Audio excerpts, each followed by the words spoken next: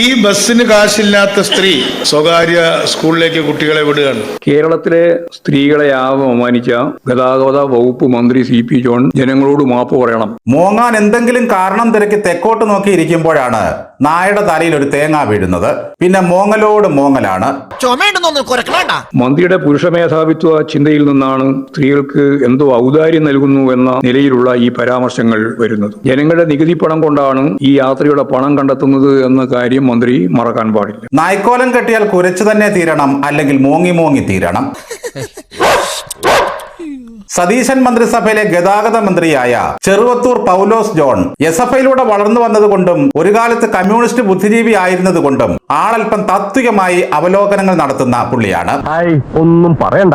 ഈ ബസ്സിന് കാശില്ലാത്ത സ്ത്രീ സ്വകാര്യ സ്കൂളിലേക്ക് കുട്ടികളെ വിടുകയാണ്. ഗവൺമെന്റ് സ്കൂളിലേക്ക് ഇപ്പോഴും കുട്ടികളെ വിടുന്നതിന് പകരം ഫീസ് കൊടുക്കേണ്ടാത്ത പ്രൈവറ്റിൽ പോലും വിടാതെ ഇവിടെ വിടുന്നത് ഫീസ് കൊടുക്കേണ്ട സ്കൂളിലേക്ക് വിടുന്നു. ഈ പറഞ്ഞ പ്രസംഗത്തിൽ അന്തർലീനമായിരിക്കുന്ന ഒരു യാഥാർത്ഥ്യം മലയാളികളുടെ പൊതു സ്വഭാവമായി അംഗീകരിക്കാമെങ്കിൽ തന്നെ കടുത്ത സ്ത്രീവിരുദ്ധ പ്രസംഗം തന്നെയാണ് CP ജോൺ നടത്തിയിരിക്കുന്നത്. തെറ്റിദ്ധരിച്ചിട്ട് പറഞ്ഞതായിരിക്കും. ഞാൻ പ്രസംഗിച്ചത് അങ്ങനല്ല. പ്രിയദർശിനി ബസിന്റെ വിജയം അല്ലെങ്കിൽ ആ സ്കീമിന്റെ വിജയം നമ്മുടെ ദാരിദ്ര്യത്തിന്റെ പ്രതിഫലനമാണ്. അതിലേക്ക് ജനങ്ങൾ കണ്ണു തുറക്കണം, ഗവൺമെന്റ് കണ്ണു തുറക്കണം. ഇന്ന് വർദ്ധിച്ചു വരുന്ന ചെലവിനെ നേരിടാൻ മിച്ചം പിടിക്കാവുന്നത് പിടിക്കുക എന്ന ഒരു ചിന്തയാണ് സ്ത്രീകളെ മുന്നോട്ട് നയിക്കുന്നത്. ആ വിഷമിക്കുന്ന യാഥാർത്ഥ്യത്തിലേക്ക് നമ്മൾ എല്ലാവരും കണ്ണു തുറക്കും. ഇതാണ് ഞാൻ പറഞ്ഞതിന്റെ അർത്ഥം. ആ സൗജന്യം നൽകുമ്പോൾ തന്നെ മഞ്ഞ പിങ്ക് കാർഡിൽപ്പെട്ട സ്ത്രീകൾക്ക് ലഭിച്ചുകൊണ്ടിരുന്ന 1000 രൂപയുടെ പെൻഷൻ പൂർണ്ണമായിട്ടും നിർത്തലാക്കിക്കൊണ്ടാണ് ഈ പദ്ധതി ആരംഭിച്ചത്. ഇപ്പൊ അതുമില്ല ഇതുമില്ല, ചീത്തയും കേൾക്കണം എന്ന അവസ്ഥയിലേക്ക് കേരളത്തിലെ സ്ത്രീകൾ മാറിയിരിക്കുന്നു.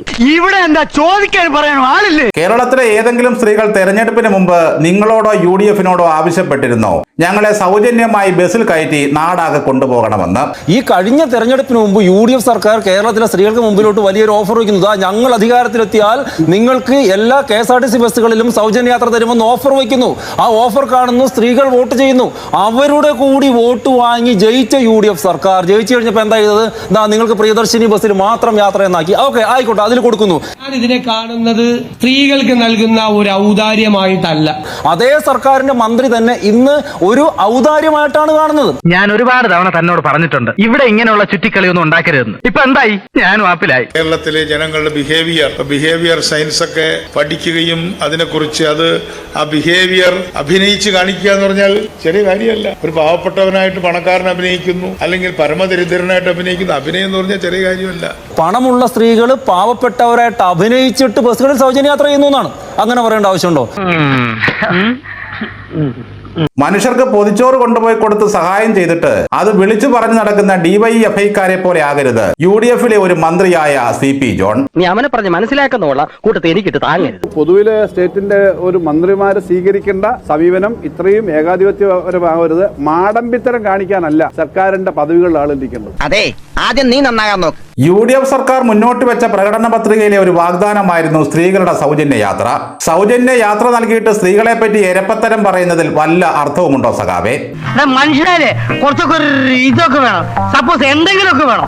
എരന്നായാലും കടം വാങ്ങിയായാലും പിള്ളേരെ നല്ല സ്കൂളിൽ അയച്ച് പഠിപ്പിക്കുക എന്നുള്ളത് കേരളത്തിലെ മാതാപിതാക്കളുടെ എക്കാലത്തെയും സ്വപ്നം തന്നെയായിരുന്നു. മന്ത്രിയുടെ ഈ പ്രസംഗം കേൾക്കുമ്പോൾ ഏതൊരാൾക്കും തോന്നുന്നത് വോട്ട് തട്ടാനായി സൗജന്യ യാത്ര പ്രഖ്യാപിച്ച് കാര്യം കഴിഞ്ഞപ്പോൾ ഭാരമായി കാണുന്നു എന്നല്ലേ? അയ്യോ, ഞാനോ മനസ്സാ വാചാ കർമ്മണ. യഥാർത്ഥത്തിൽ ഈ ഉറങ്ങിക്കിടന്ന ആളെ വിളിച്ചിട്ട് സദ്യ കൊടുക്കാന്ന് പറഞ്ഞ് എണിപ്പിച്ചിട്ട് നേരെ മുഖത്തേക്ക് കാർക്കിച്ച് തുപ്പുന്ന ഒരു രീതിയാണ് ഇന്ന് ഗതാഗത വകുപ്പ് മന്ത്രി സ്വീകരിച്ചത്. അടച്ചാക്ഷേപിക്കാൻ ഉദ്ദേശിച്ചിട്ടേയില്ല എന്നുള്ളത് വളരെ വ്യക്തമാണല്ലോ. നമ്മളല്ലേ പ്രിയദർശിനി തുടങ്ങിയത്. പിന്നെ ചില പ്രസ്താവനകൾ കണ്ടപ്പോൾ എനിക്ക് തോന്നിയത് പ്രിയദർശിനി വേറെ ആരോ തുടങ്ങിയതാണ്, നമ്മൾ നിർത്താൻ പോകുന്നതാണ്. അന്ന് അഭിമാനത്തോടെ യാത്ര ചെയ്യാൻ പറഞ്ഞു, ഞങ്ങളുടെ ഔദാര്യമല്ല എന്ന് പറഞ്ഞു. എന്നിട്ട് ഇപ്പൊ അവരെ അധിക്ഷേപിക്കുന്ന ഈ സമീപനം എനിക്ക് തോന്നുന്നു മന്ത്രിയുടെ മാത്രമല്ല, എങ്ങനെയെങ്കിലും ഇതൊന്ന് അവസാനിപ്പിക്കാനുള്ള ഒരു ആസൂത്രിതമായ നീക്കം അതിന്റെ ഭാഗമായിക്കൊണ്ടാണ് ഈ പ്രഖ്യാപനം വന്നിട്ടുള്ളത്. ഇത് നേരെ ചൊവ്വ പോകുന്ന ലക്ഷണില്ല. ഒരു സംശയവും ആർക്കും വേണ്ട, പ്രിയദർശിനി പൂർവാധികം ഭംഗിയായിട്ട് മുന്നോട്ട് പോകാൻ തന്നെയാണ് തീരുമാനിച്ചിട്ടുള്ളത്. ഇനി ഇത് പൊളിക്കാൻ എന്താ പരിപാടി? വേറെ വഴിയുണ്ടോ? തള്ളിക്കയറുന്നു എന്ന് പറയാൻ ആരാണ് യഥാർത്ഥത്തിൽ കേരളത്തിന്റെ ഗതാഗത വകുപ്പ് മന്ത്രി? അദ്ദേഹത്തിന്റെ ഏതെങ്കിലും വ്യക്തിപരമായ കുടുംബ സ്വത്തിൽ നിന്ന് ഒരു വിഹിതം എടുത്തിട്ടല്ലോ കേരളത്തിലെ യാത്രാ സൗജന്യം ഈ ഗവൺമെന്റ് നടപ്പിലാക്കിയിട്ടുള്ളത്. തീർച്ചയായിട്ടും അവരുടെ അവകാശമാണ്. ആരുടെ ഔദാര്യമല്ല, എന്റെ ഔദാര്യമല്ല, ഗവൺമെന്റ് ഔദാര്യമല്ല. കേരളത്തിന്റെ പൊതുഗതാഗത സമ്പ്രദായത്തെ പറ്റി യാതൊന്നും അറിയാതെ രാഹുൽ ഗാന്ധി ഇവിടെ കൊണ്ടുവന്ന് അടിച്ചേൽപ്പിച്ച പദ്ധതിയാണ് ഈ സൗജന്യ യാത്ര. ഒരു ലോകത്തിന് ജീവിച്ചിരിക്കുന്ന ഏക കമ്മ്യൂണിസ്റ്റ് മന്ത്രി എന്ന് അവകാശപ്പെടുന്ന CP ജോൺ ഇങ്ങനൊരു പ്രസംഗം നടത്തിയതിൽ അത്ഭുതമില്ല. ഇദ്ദേഹത്തെ സംബന്ധിച്ചുള്ള ശ്രദ്ധേയമായ ഒരു ഡെഫിനേഷൻ എന്ന് പറയുന്നത് പൊളിറ്റിക്കൽ സ്ട്രാറ്റജിസ്റ്റ് എന്നുള്ളതാണ്. അങ്ങനെയാണ് ഇദ്ദേഹത്തെ വിശദീകരിക്കുന്നത്. ഏതടിസ്ഥാനത്തിലാണ് ഇദ്ദേഹം ഈ പ്രയോഗങ്ങൾക്ക് അർഹതയായിട്ടുള്ളത്? കേരളീയ സ്ത്രീ സമൂഹത്തിന് ഇതുപോലെ അധിക്ഷേപിച്ച ഒരു അനുഭവം ഒരു ഘട്ടത്തിലും ഉണ്ടായിട്ടില്ല എന്ന് തന്നെ നമ്മൾ കാണണം. കഴിഞ്ഞ മന്ത്രിസഭയിലെ മന്ത്രിമാരെല്ലാം വിവരദോഷം പറയുന്നത് ഒരു അലങ്കാരമായി കൊണ്ടു നടന്നവരാണ്. കേരളത്തിൽ എന്തിനാണ് കൃഷി?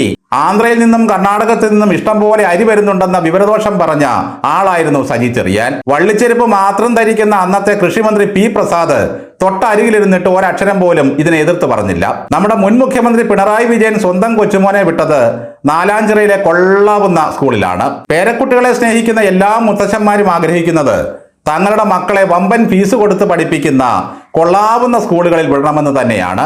എന്തായാലും ഈ കർക്കടക മാസം മുഴുവൻ കമ്മികൾ കോടിക്കാനുള്ള ഉഗ്രൻ ക്യാപ്സൂളാണ് വയറു നിറച്ച് CP ജോൺ കൊടുത്തിരിക്കുന്നത്. ബുദ്ധിജീവികൾ വിവരക്കേടും പറയും എന്നതിന്റെ ഉത്തമ ഉദാഹരണമാണ് CP ജോണിന്റെ മറ്റൊരു പരാമർശം. എന്നാൽ ആശുപത്രിയുടെ കാര്യം വരുമ്പോഴോ ഇതേ സ്ത്രീ തന്റെ അച്ഛനെയും ഭർത്താവിനെയും കൊണ്ട് വരാന്തയിൽ കിടക്കുകയാണ് ഗവൺമെന്റ് ആശുപത്രി അല്ലേ? കേരളത്തിന്റെ സർക്കാർ ആശുപത്രികളിൽ ഇപ്പോഴും UDF സർക്കാർ തന്നെ ഭരിക്കുമ്പോൾ വരാന്തകളിൽ കിടക്കേണ്ടി വരും എന്നാണ് പറയുന്നത്. കേരളത്തിന് ഉത്തരം പറയട്ടെ.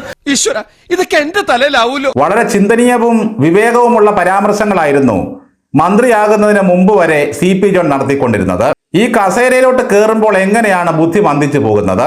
തെരഞ്ഞെടുപ്പിൽ തോറ്റു കഴിഞ്ഞപ്പോൾ മണിയാശാൻ പറഞ്ഞത് കൊടുത്തതെല്ലാം മേടിച്ച് നക്കി എന്നിട്ട് പിറപ്പുകേട് കാണിച്ചു എന്നാണ്. ഇതിപ്പോൾ തെരഞ്ഞെടുപ്പിൽ ജയിച്ച് അധികാരത്തിൽ കയറിയപ്പോഴാണ് CP ജോൺ സൗജന്യത്തിന് വരുന്നവരെ ആക്ഷേപിക്കുന്നത്.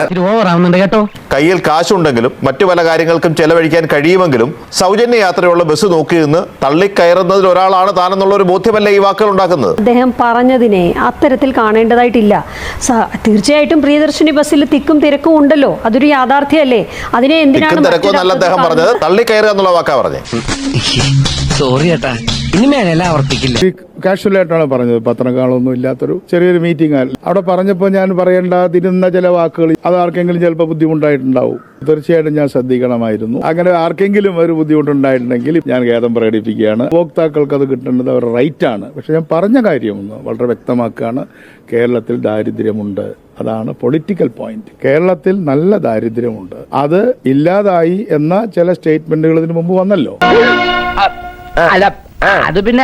അത് ശരിയല്ല. വളരെ കടുത്ത ദാരിദ്ര്യം ഇപ്പോഴുമുണ്ട്. അത് പരിഹരിക്കണം. അത് പരിഹരിക്കാണല്ലോ ഞങ്ങൾ തിരഞ്ഞെടുത്തിട്ടുള്ളത്. തലയിൽ ആൾതാമസമുള്ള ഏത് മനുഷ്യനും പറഞ്ഞത് പരമവൃത്തികേടാണെന്നും ഏത് നിമിഷവും തള്ളിക്കളയേണ്ടതും പിൻവലിക്കേണ്ടതുമായ പ്രസ്താവനയാണെന്നുള്ളതും ഈ പ്രസ്താവന നടത്തുന്ന മനുഷ്യൻ ആരായാലും, അത് BJPയോ UDFോ LDFോ ആരായാലും, അയാൾ ഇത്തരത്തിൽ കേരളം പോലൊരു സംസ്ഥാനത്തിന്റെ മന്ത്രി പദവിയിൽ ഇരിക്കാൻ യാതൊരു വിധത്തിലുള്ള യോഗ്യതയും ഇല്ലാത്ത മനുഷ്യനാണെന്നും നമുക്ക് തിരിച്ചറിയാൻ വ്യത്യസ്തമായ പ്രബന്ധരചനയുടെയോ ഗവേഷണ ബുദ്ധിയുടെയോ അസാധാരണ ബിരുദത്തിന്റെയോ പാണ്ഡിത്യത്തിന്റെയോ ഒന്നും ആവശ്യമില്ലല്ലോ.